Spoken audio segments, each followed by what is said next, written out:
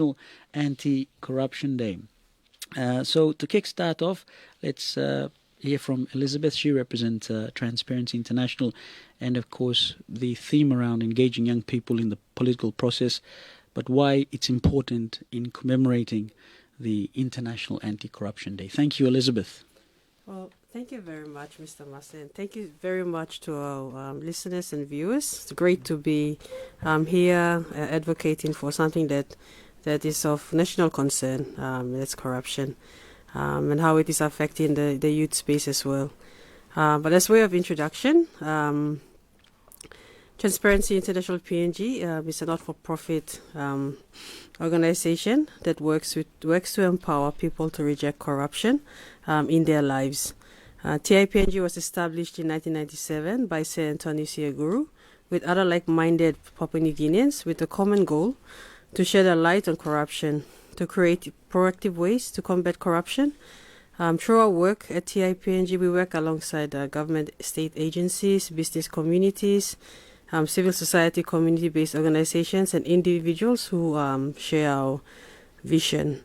We're also a membership-based organization, and our mandate comes from our members to speak up, take action, and to promote principles of transparency and integrity in their daily activities.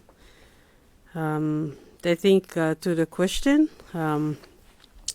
why TIPNG is focusing on elections and the youth today in commemorating International Anti-Corruption Day. Today is the day itself is annually worldwide to raise awareness on corruption and encourage everyone to take action against it. The International Anti-Corruption Day was established in 2003 after the United Nations Convention Against Corruption was passed in October. This year's theme for IAC Day, that's International Anti-Corruption Day, is youth-focused, and we're really happy about that. Finally, the youth will have a voice on this very important day. So the global theme is Uniting Youth Against Corruption and Shaping Tomorrow's Integrity. It creates an opportunity for increased awareness in the youth space here in Papua New Guinea and abroad, giving young people the opportunity to participate in collaborative action, give them a platform to raise their concerns and suggestions to mitigate issues of corruption that are affecting them in their very young lives. The focus on elections, why? We're just 2.5 years away from the next general elections. And TIPNG sees it appropriate that we begin the awareness and conversation now with our young people. If anyone is 16 years old, the next elections, you're eligible to vote. And it is to spotlight the election cycle as well and how young people can be involved in this process of planning and implementation. So that's why we're joined by put together a very brave team of young people who are not only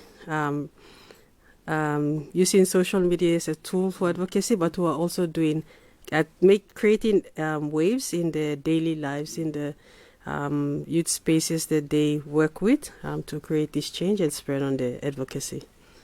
So thank you. Nice introduction. Appreciate that as well, Elizabeth. And good on you and the team who are hard at work putting programs like this. So youth are important part of our society, and of course their contributions are also just as important. So let's talk to Nabiu. Now, as I said, Nabiu is a youth advocate and former TIPNG legal intern. So obviously he's got some legal background. Please tell me a little bit about yourself, where you're from, and why it's important you're talking about this program today. All right. Thank you so much, Mr. Master. So, as mentioned earlier, I'm one of the so-called youth advocates within this country, and my background, I come from the UPNG Law School, so I just finished my final year as a law student. Congratulations. Thank you so much. And throughout my years through university, I've done a lot of advocacy work in relation to a lot of issues relating to the country, one of them being elections, anti-corruption. And I engaged this space a lot through my participation with TIPNG as a election observer in 2022 and as a legal intern in 2023 last year. So the essential reason of why I think it's important that we talk about elections in the context of anti-corruption and in the guise of youth advocacy. Youth are the fulcrum of any nation. 50% of this country's population are under the age of 23. And the integrity and success of any election is dependent upon the integrity of its people. And again, the people are made up of a lot of young people. So it's important that we talk directly to the youth and inform them of their rights to engage in this important political process, and not only their rights, but their obligation to engage in it effectively so they may benefit themselves in the future, and not just themselves, their children and their children's children. Yeah. You're an educated, a young educated Papua New Guinean coming through a university system, a very formal system, and you've had the opportunity of talking a lot about these issues with your peers. And this is the best thing about it. When you had gone out as an observer, you would have seen probably similar people like yourself, even younger. Some of them also going through a formal system, some of them not quite there. What were your observations, and especially the education levels for our people, especially about elections? So in 2022, as an election observer, I was an observer in a particular area within Geruhu, I believe. So there are a number of observers spread around Port Moresby.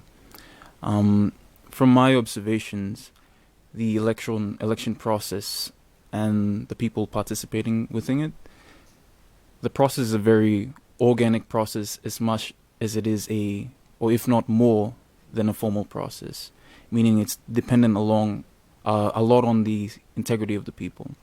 And integrity is a value that you kind of internally receive over your upbringing and your experiences in life.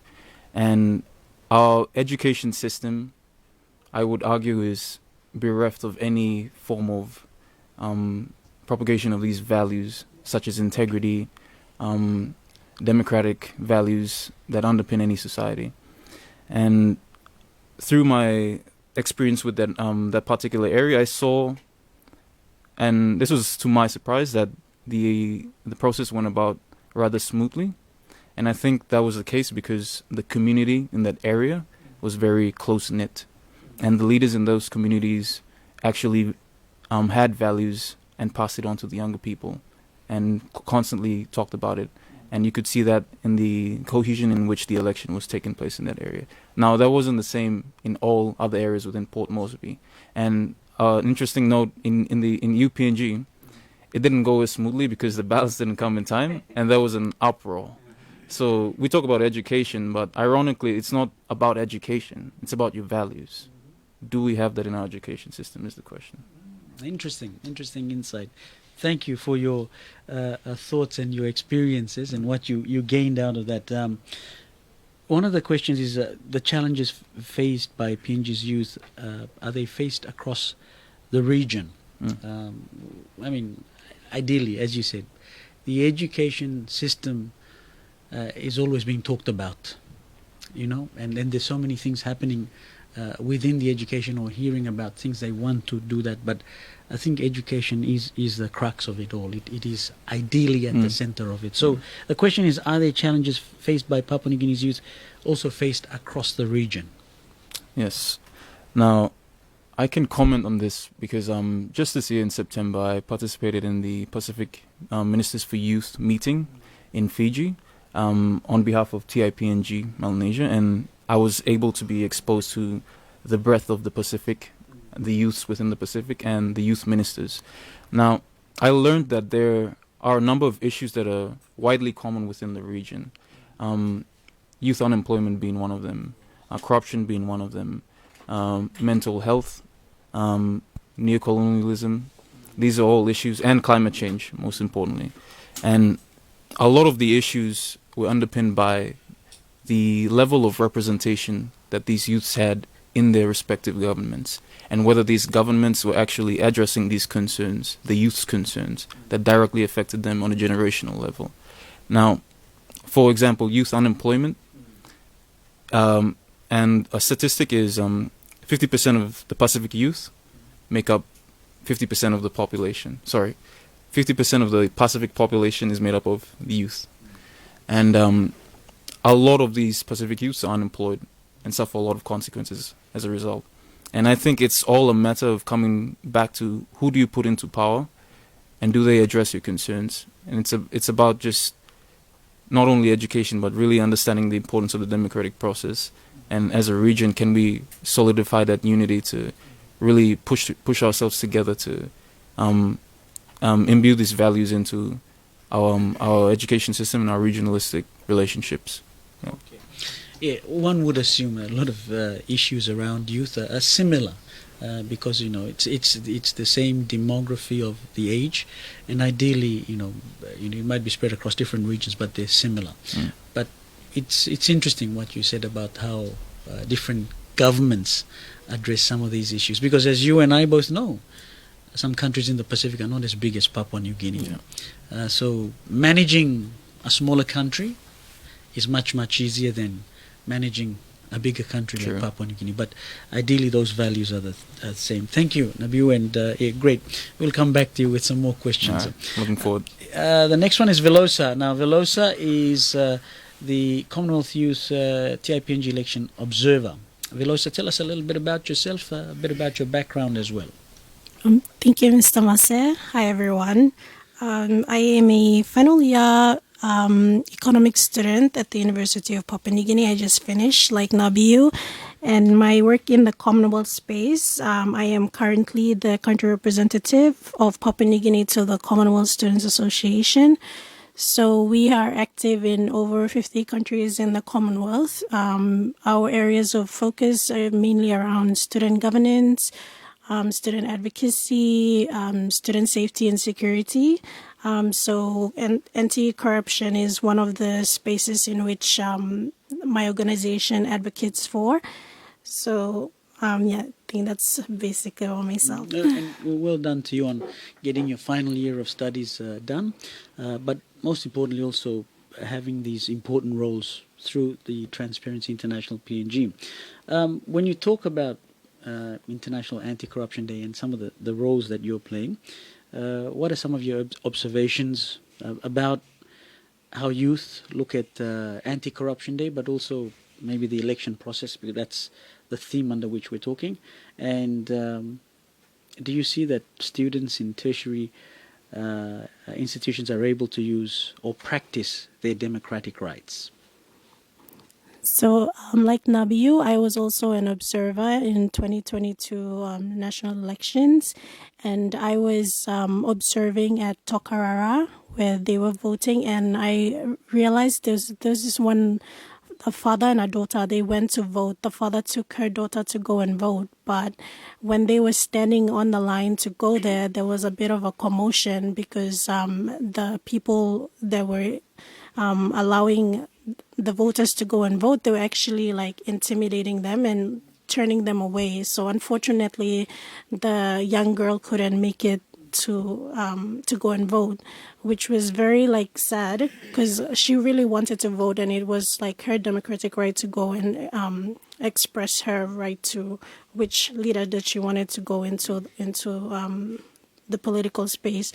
So I feel like outside of school, like I've observed in UPNG where when we had the SRC elections, it was less intimidating, I'd say, because we had more freedom to go and do what we want because it was in a secure space.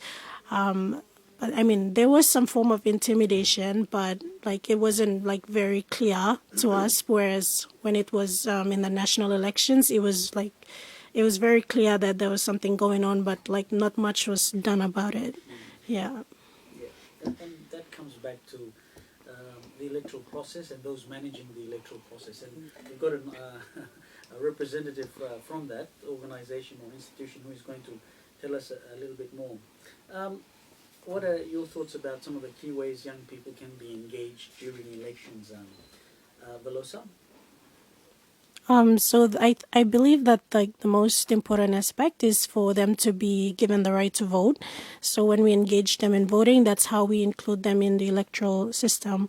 But I would also like to see more advocacy and activism among young people, like just advocating for social issues, so that in a way it influences the people running for office, like how the policies are going to be strategized, because like we have the power to do that.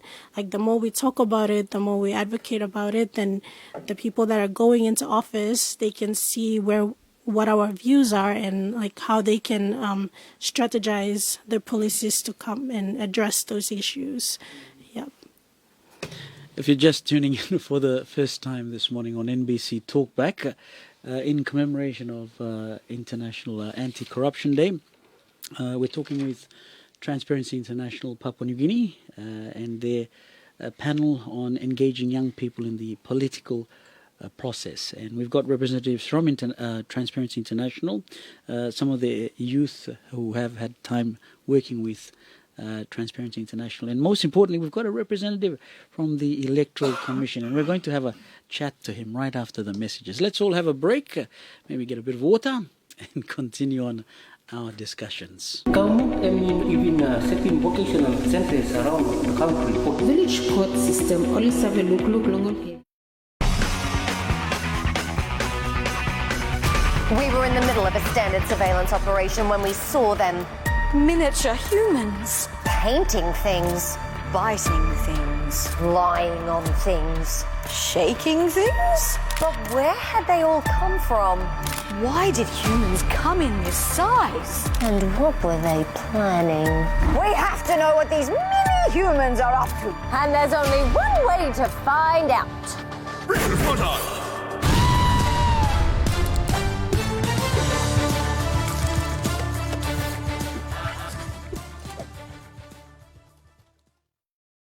From grassroots to the world stage, You know that you're representing something bigger than yourself. They are now leading the way for the next generation. whatever you're into, Being the first weightlifter in the Solomon Islands and inspiring the next generation to join in.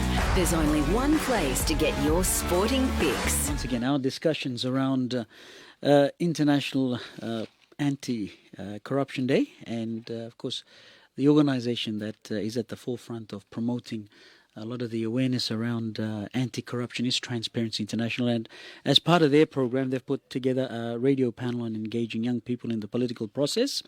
We've had Elizabeth Aribi, who is the civic engagement lead with Transparency International Papua New Guinea.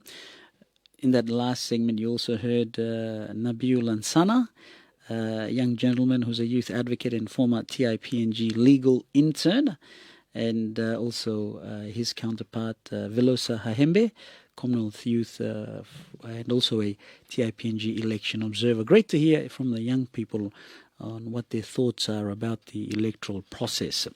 Now let's talk to Jason.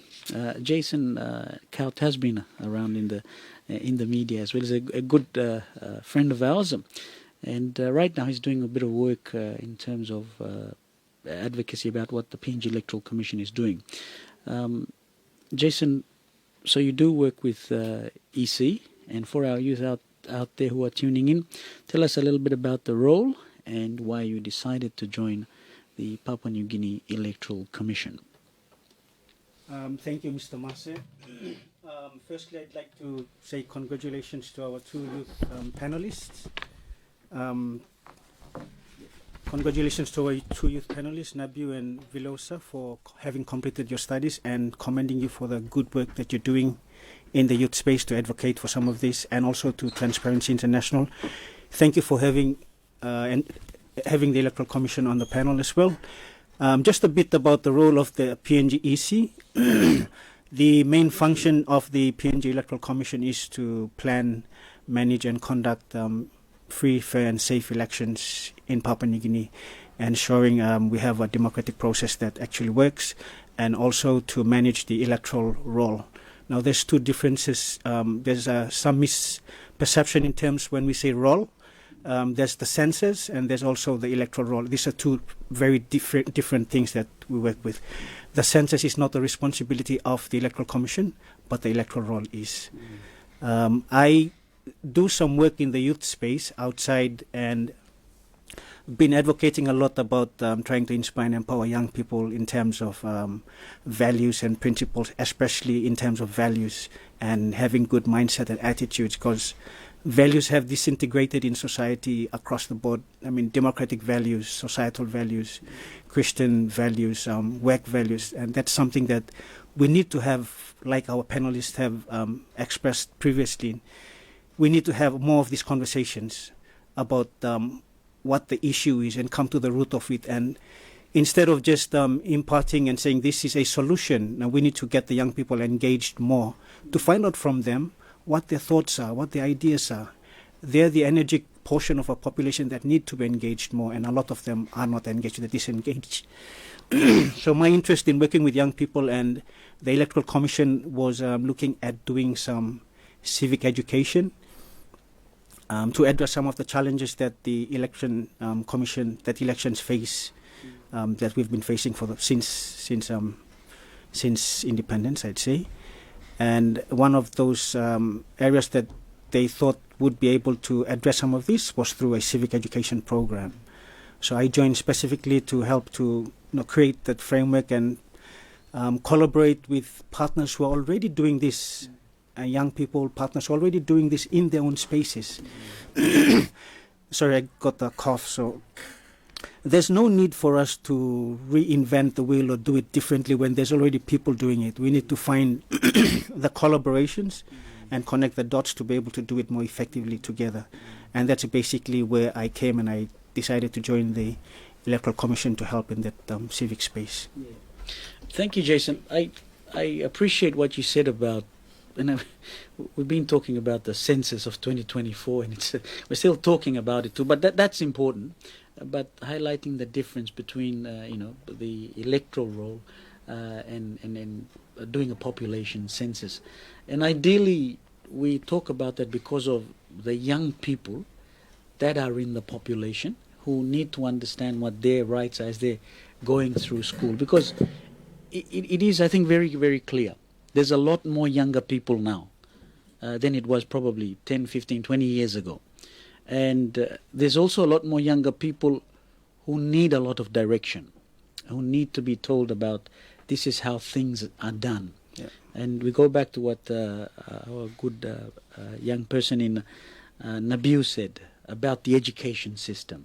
So civic education is about teaching younger people. As you've been going around in through civil society, through some of the organizations that you visit, communities maybe, how are young people reacting to national elections?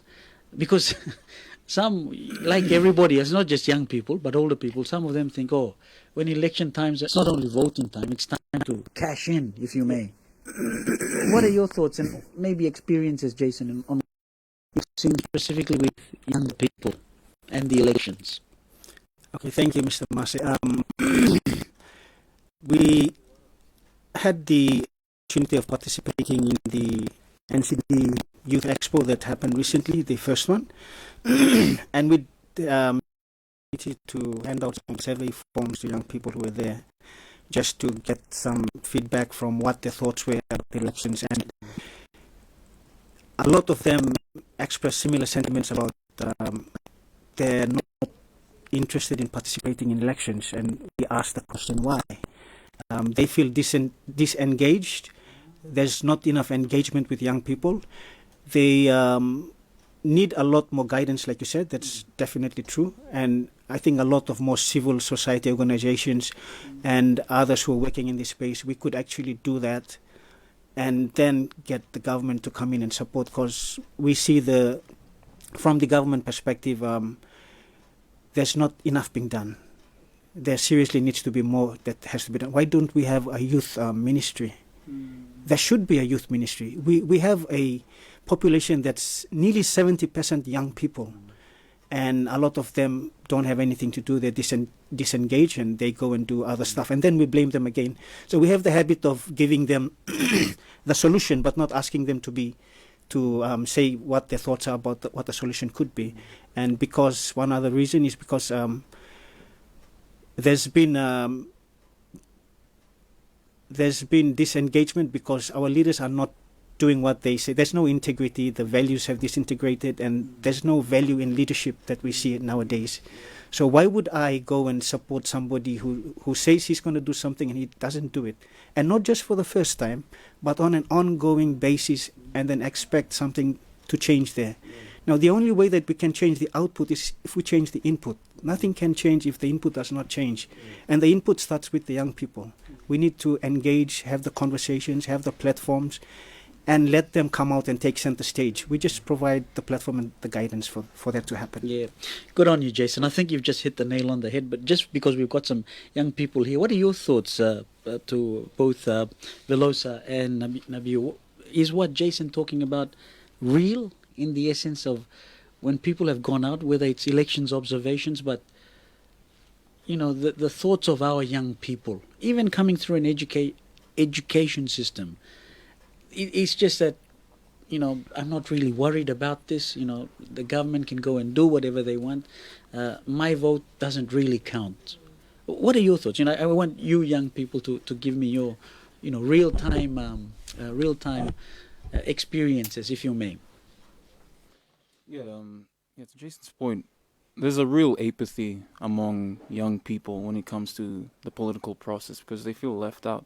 And, you know, that's no fault of theirs because things don't change. But, you know, it's a tough ask to ask young people to, you know, have integrity and participate in this process because it matters. But even if they don't see the point, what we should really be driving is you are the future generation that will be within this political process itself. You will be representing your people in the future. The people among you will be doing that. And it's all about just building this attitude of you know, nationalism and respect for the democratic process and reverence for it. Because if you're apathetic your whole life, down the line when you're adults and your kids have kids, they're gonna continue the same attitude, and there won't be any real any purpose for the democratic process itself. So it's about taking away from the erosion of our attitude to the democratic process. And you know, to also to his point, we do have a ministry for youth that's kind of sequestered in the Ministry for Sports, Religion and Youth, and we also have a National Youth Development Authority. What we don't have is a National Youth Council. So some Pacific countries have a National Youth Council while we're absent from that. And I think the NYDA Act, the National Youth Development Authority Act, is undergoing some reforms to maybe include this, but what we also need to do to really engage our youth is to create spaces in which they can be a part of the political process at the point in their life where they're at. So that means including them on boards like the DDAs, provincial boards, including a youth representative. And we can't just stop at including our youth onto political bodies. We have to teach them and train them to participate in these bodies effectively. So the government, on the government side, should hold capacity building workshops to include youth onto these bodies and to train them to really participate effectively, because when there's a disparity of experience, there's a likelihood for political over-empowerment by the higher class. Yeah. I go back to the education system, and especially what's being taught apart from, you know, your normal subjects you teach young youth at school. There should be some sort of, you know, groups that are revived within school, you know, just to have debates, but get people interested in talking about this. Yes, you might think it's beyond me. No, actually it's not, because you are part of it. You're part and parcel of it. You mentioned the National Youth Commission. As in your visit to Fiji, you said we don't have one. So the question, Youth Council, I beg your pardon. So the obvious question is, in this day and age, what would be your recommendation? We get this body going and starting to get to meetings like that, and not only that, but spreading the word here in Papua New Guinea. Yes. On that front, I have two recommendations, and one is we establish a National Youth Council, have youth representatives on it to represent the youth effectively. And number two, in terms of citizenry, civic engagement, into our education system, we should include in our curriculum a civic engagement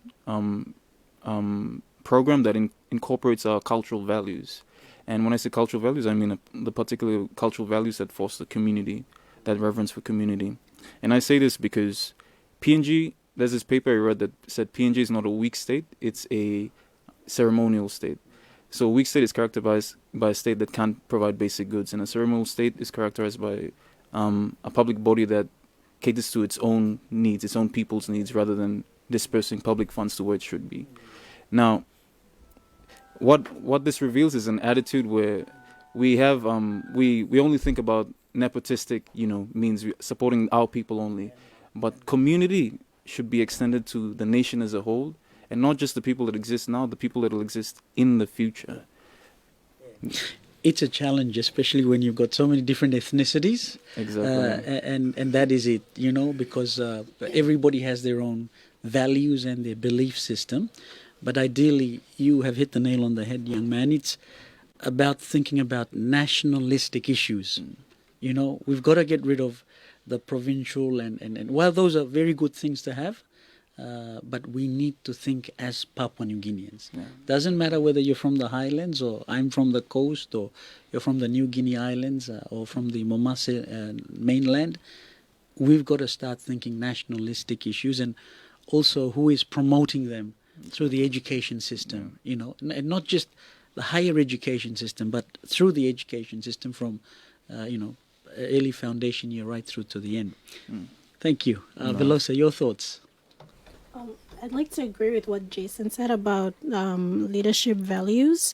So personally, I haven't voted since I was eligible, not because I didn't want to vote, but because I haven't seen a leader that had a vision where I resonated with. So I believe... And that's your right as well. Yeah. So I believe a lot of young people are in the same shoes because they want to vote, but they haven't found anyone that has the same values as they do. And even if they do vote someone who comes this close, somewhere along the way, that person goes out of track. And yeah, so at this point, we are just here hanging on by a thread. So I would really love to see young people engaged in the political space, running for public office. I believe if someone like us goes out there and stand for public office, then it might send a message, and they might tend to see things differently, or if we have similar values, then it might push more people to be engaged and exercise their right to vote. Because right now, I believe this yeah. Leading into the last elections, I know we hosted a whole heap of programs through TIPNG, and there's a lot of talk around governance and leadership. And ideally, those discussions, come the cycle in 2027, we're going to be talking about the same things.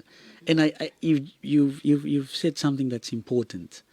People are out there looking for leaders who are going to stand up and do the right thing. But mind you, as we all understand, in our political system, in the democracy that is Papua New Guinea, that's sometimes a very difficult task to do. There's people who go in with very good intentions. And as you said, you look at them, you look at their campaign policies and what they're standing on. When they get into the bigger group and they do get into the House, then all of a sudden some things change, and you thought, well, this guy might have voted for free education. Now he's not, and it's all got to do with politics and influence and who's doing what at the time or who's in power. So I guess those are all important things. But I appreciate that, hearing that from the both of you. We'll take our final break, come back, and we can wrap up. But we'll start off with Jason when we do come back on NBC TALKBACK once again with Transparency International PNG on World Anti-Corruption Day, talking about young people and their thoughts in the electoral process of Papua New Guinea. Government even setting vocational centers around. I'm safe from the competition today. How are you both feeling? I'm ready for action. Yeah, let's get to the first round. Woo! Okay, rules are Each player gets eight questions. And we only get a point if our answer matches your answer. We're not trying to be right, we're trying to match your answer. Simple, right? Probably not. But let's give it a go. If I get any wrong, This is who used to win. it's your fault. I'm kind of sweaty. So that's the gameplay, but what makes it actually really very difficult? I don't know, Coach. It's actually difficult because they only have 45 seconds. It's really difficult because they're blindfolded. And it's very difficult because they're getting pelted by bubble balls. As a vision of a Papua New Guinea united in the fight against corruption. On December 9th, we stand with the international community to observe the International Anti-Corruption Day. We urge you to say no to corruption in yourselves and others to build a brighter and more prosperous future for PNG. To learn more about the ICAC, you can call us on 300-7500. Email us on info@icac.gov.pg or check out www.icac.gov.pg. Welcome back to our radio panel on engaging young people in the political process. And we've been talking to Elizabeth Arabi, Nabiul Ansana, Velosa Hahembe, and Jason Kaut. Now, Jason's from the Electoral Commission, and I know sort of I interjected in between there when he was explaining. But one or two other questions before we let you go, Jason. And the final question, how will the Papua New Guinea Electoral Commission support first-time voters in 2027? That's the big question. Yeah, we've had continuous recommendations about how the elections should be improved, and there's been a lot of recommendations. There's been from TIPNG, from other observers, international, and also from the IDEC, the intergovernment body that's responsible for election process. That includes all the agencies who participate in that process. And when I joined the Electoral Commission and we reviewed all these recommendations, we just went through to look at those and these were the same things that have been talked about over and over. And with the new civic education program that's happening, civic and voter education program that's happening, it's looking at the major challenges and how those could be addressed through civic education. And one of the main focus areas, because I come from youth engagement and empowerment space outside the Electoral Commission, my focus has been to do that with youth as the focus. And one of the things that's been planned and has started this year, we had major civic engagement consultation and collaboration workshop with some partners that included TIPNG and government, civics and others.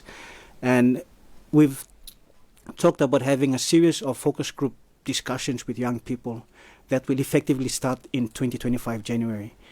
And that is to have these discussions with young people on a regional scale as a start. Get people from Momasa region, go down to Ley, Highlands somewhere south and come to Mosby.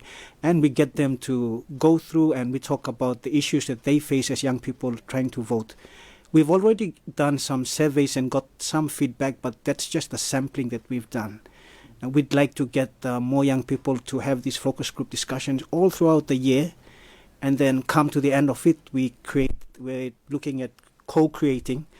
I like to use the word co-create and co-vision and then co-create, because we need to do it together. Collaboration is probably a key word that we need to work on going forward.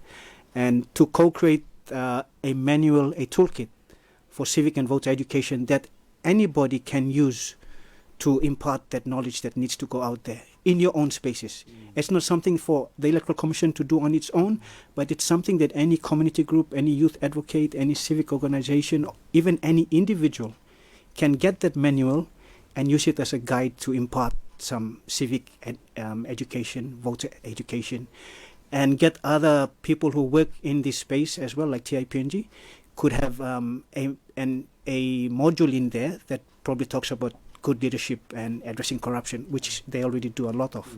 So there's no need for that to be done as a new thing. It's to find out who's doing it and then collaborate with them to get that manual out. Yeah, so that's probably the area that would come in, and there's going to be a lot more engagements with youth, especially with the civics program that's going to roll out starting next year.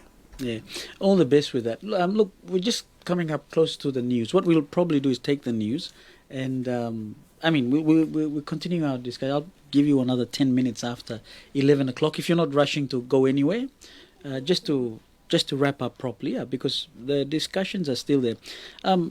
Listening to all of you, our panelists, and we talk about being halfway there to the next cycle of elections. Jason, what you mentioned, I think from the Electoral Commission's perspective, this is me, my opinion, is identifying the youth who are going to be eligible to vote, identifying them, and trying his best not only to educate them, but to get them to vote. Yes.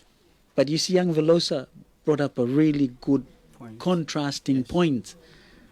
I might have the right to vote, but if I don't see anything that I like, it's also my right not to vote.